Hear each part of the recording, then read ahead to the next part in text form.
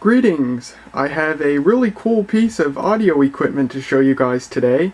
This is a Panasonic model RX-C39 portable stereo, and it was made around 1984.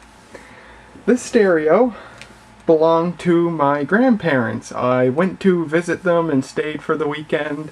Got another video of something else really cool in their house that I'll be uploading later. This belonged to my grandparents, and I've known this thing all my life. I believe they bought it new.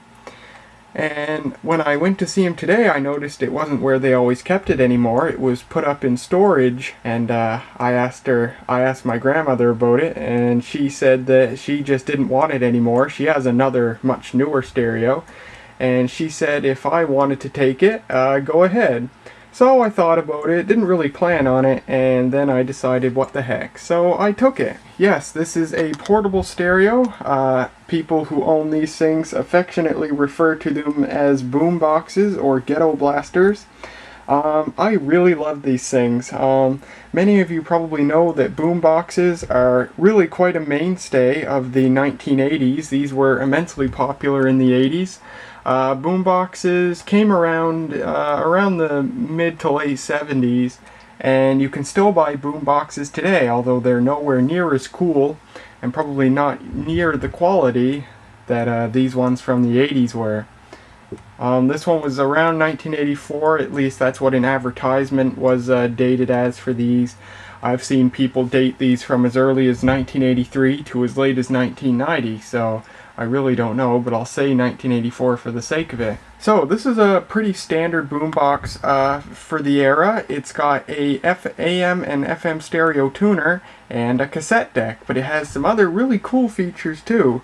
So we'll do an overview here. There is a handle to pick it up, and we have two speakers here.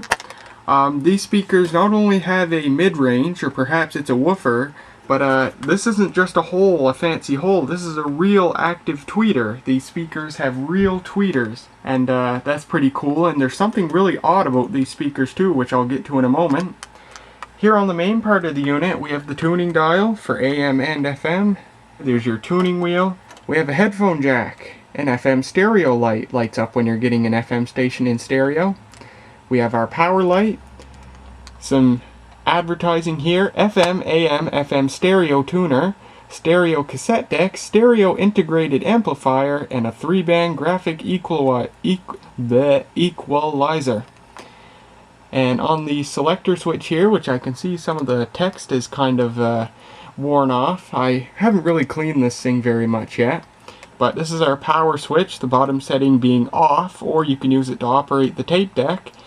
We can operate the radio, and this setting line. This thing actually has RCA line-in jacks in it, so you can use it as a standalone amplifier, plug whatever you want into it, be it a line-level microphone or the output for a DVD player or whatever. So that's a really cool feature. I haven't seen many boomboxes with this feature. And then for the radio, you could choose AM, FM, or FM stereo. Nice that you can force it into FM mono if you want to. We have a balance knob, which works very nicely, and our volume, which also works nicely.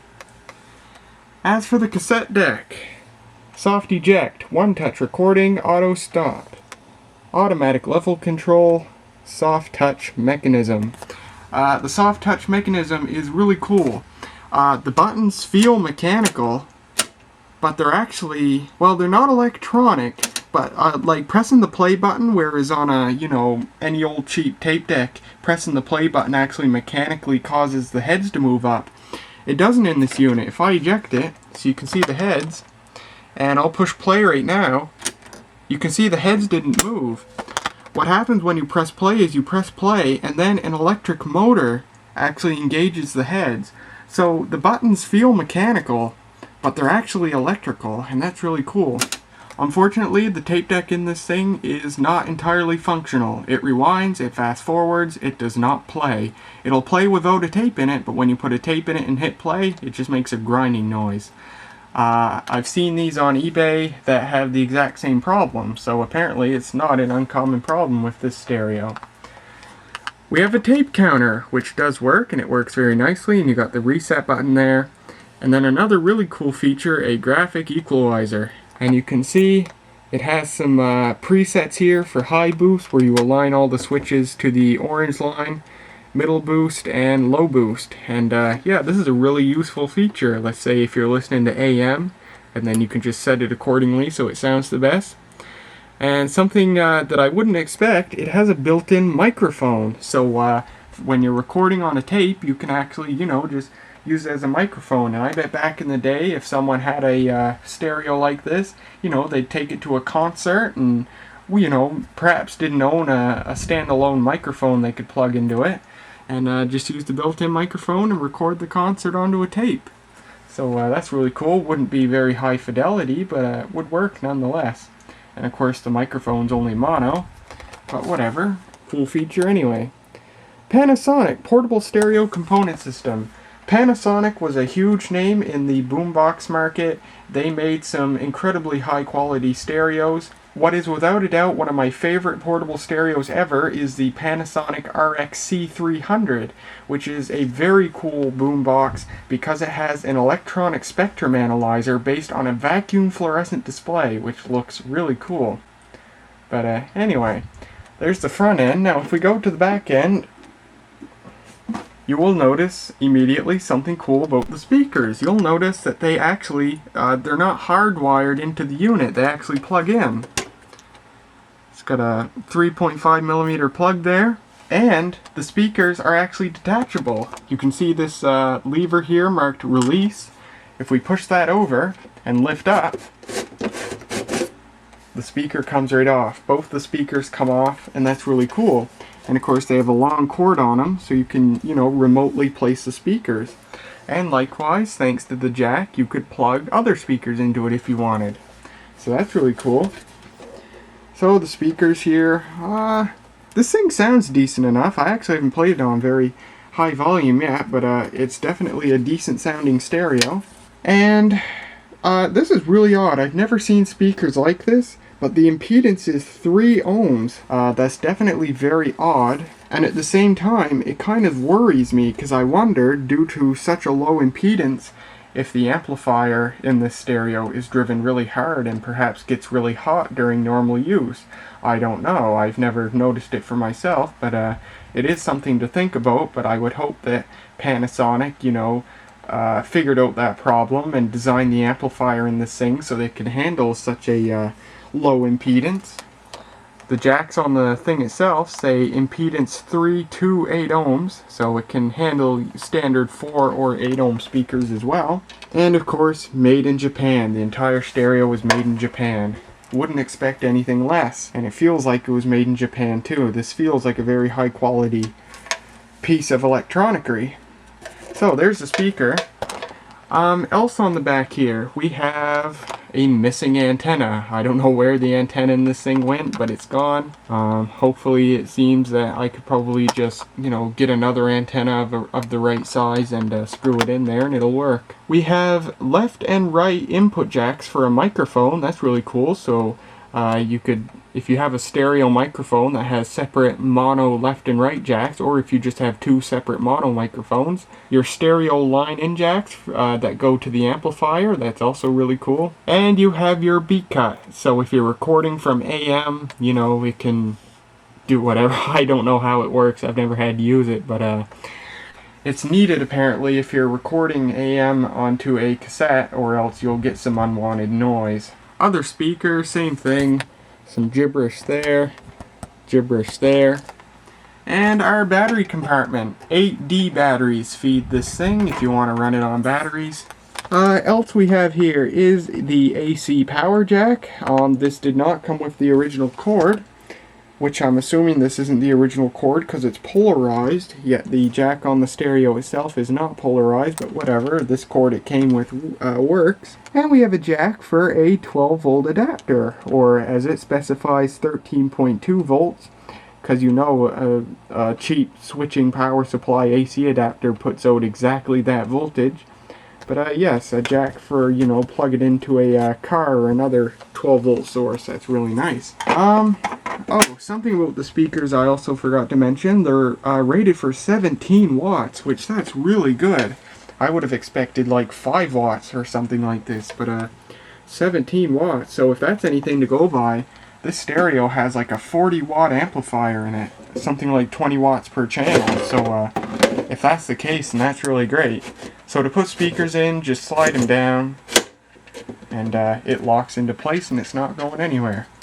And we can just plug the jack in. So yes, missing the antenna and the cassette player doesn't play, which is unfortunate, but everything else does work well.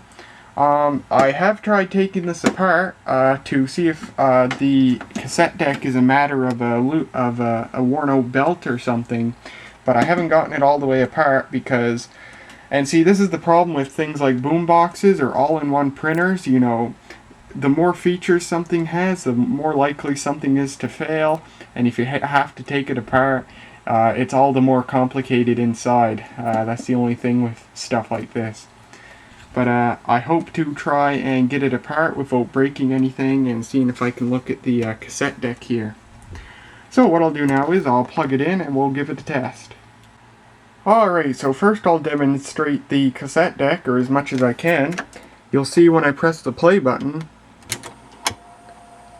the heads move up by themselves, not by the press of the play button, so that's really cool. So yes, the deck plays fine when there's no tape in it. When a tape is in it, it does this. That's all it does when a tape is in it. I don't know why, but rewind, fast forward, it all works. Rewind and fast forward does work with a tape in it. But let me grab a tape. Just grab this tape here. And if we press play,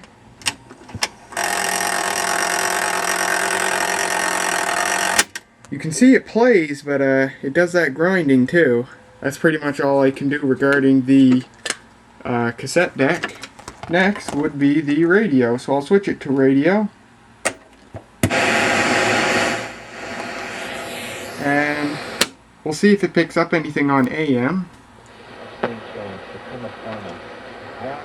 That sounds like it might be just barely 990 megahertz, CBC Radio 1. The conventional, oh no, the problem that would be techniques is political. You know, you've got wow, that's impressive. This is the first time I've been able to pick up that station during the daytime from here. It's a low power station. Usually you can only hear it in town. That's not a problem that science is going to be able to tackle. Okay, yeah, good points, Fred. I accept those. My biggest concern would be... Anyway, there's only 2 AM stations in the area. The other's 100 kilometers away, so we ain't gonna pick that up. But yeah, there's AM. I'll switch to FM stereo here.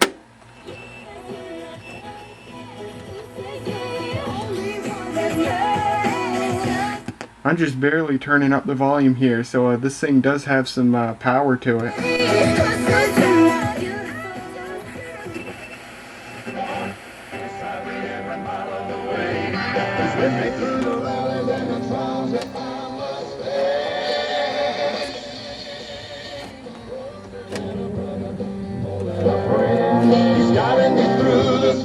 The graphic equalizer works, for sure. Let me find a talk station.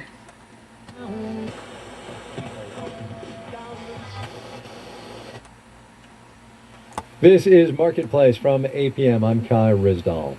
After a long couple of economic years, there's been some good news over in the UK the past few months. The recovery there is happening. Consumers' spending is up and home prices are rising at their fastest rate in 7 years. But there is some discontent over a decision by the British government to pump billions of pounds into a plan to help home buyers. Marketplace's Stephen Beard has that story from London. The Brits love to shop, and 29-year-old Meg Josh is no exception. But there's one prospective purchase that fills Meg with dismay. That's £320,000. It's in New Cross. It's not even a nice... Actually, what I think I'll try and do is, I'll grab a blank tape and throw it in here. And I'll record from the radio and using the built-in microphone here, and then I'll play it back in another deck just to see how it sounds. Okay, I'll rewind it. Oh no, it doesn't like to rewind very good either. This is the first time I've noticed that. Oh no, it's not engaging with the tape. Why on earth is that happening? I wonder if when I took this thing apart, I did something, and now when it goes back together, because what's happening is the hub isn't actually engaging right.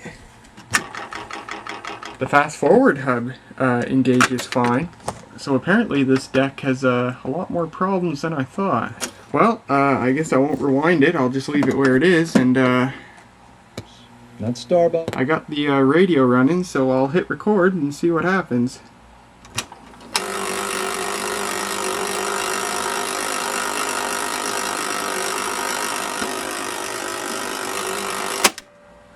And now I'll switch it to the tape mode and record using the microphone.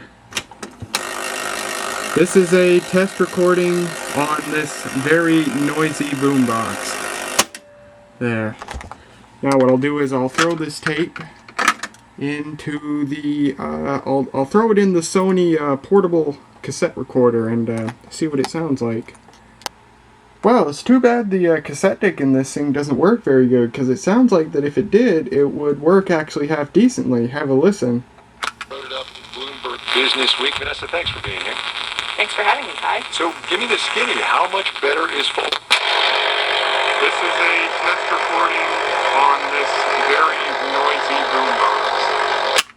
I assume the wow and flutter is just from the grinding, so if it didn't have that problem, it sounds like especially the microphone recording actually sounds half decent, so that's too bad. And I don't get why the tape is not going back far enough for it to engage with the rewind hub. I noticed that when the tape's in the door here, it's kind of angled this way, so I don't know why that is. But I suppose someday I'll open this thing up and have a look at the tape recorder anyhow. Alright, so now we're going to demonstrate the line in. To do that, I have this thing plugged into the line out of the Iowa tape deck. You can see the cables there. So I'm going to play the Iowa through this stereo. And the tape I'm going to be using is this, the same tape I tried in this deck here. This is actually a JVC demonstration tape that they would have sold with their own boomboxes back in the day. Based on my research, this tape dates from around 1980. So I'll power on the Iowa here and stick it in, and we will play.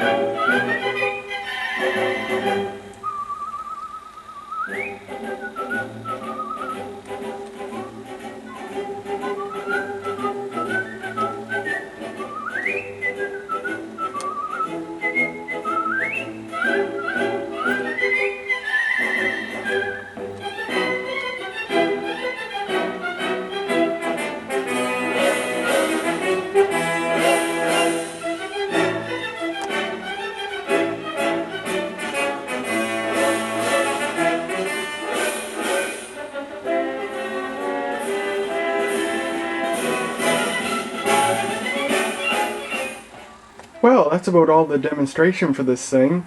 Now, you might be wondering why I was reluctant to get this thing and then decided to get it anyway. Well, if you look around here, I used to have two big speakers, one there and one up there, and both of them are now gone. That decision came about a couple of weeks ago. I was moving my closet door, not knowing, well, of course I knew the speaker was up here, but I didn't think it would fall. Yeah, I moved this door, the speaker fell, came about this far from hitting me on the head, which that would have done something quite catastrophic if it had. And the speaker actually landed on my stereo receiver here. And you can probably see right there, it doesn't look as bad on camera as it does in real life, but put a nice dent in it. And that's when I came to the conclusion, you know, there's nowhere I can conveniently or apparently safely put my big stereo speakers. So what I've done is I've taken them to the thrift store. I'm going to be trying to sell the receiver, and I'm going to be now using this as my receiver and speaker system. I don't use the CD changer, I do use the Iowa, so I'm just going to have the Iowa plugged into the line in. Unfortunately, this doesn't have a line out, so I can't connect the Iowa to it to record off the radio or whatever, but I figure if I ever want to do that, I can just wire the Iowa by some other means using another radio. But yeah, that's what I've decided to do. I've already gotten rid of the speakers, now I'm going to be getting rid of this, and I'll be using this from now on. So, there you go. I hope you guys enjoyed the Panasonic RX-C39 portable stereo from around 1984, and I will see you guys next time.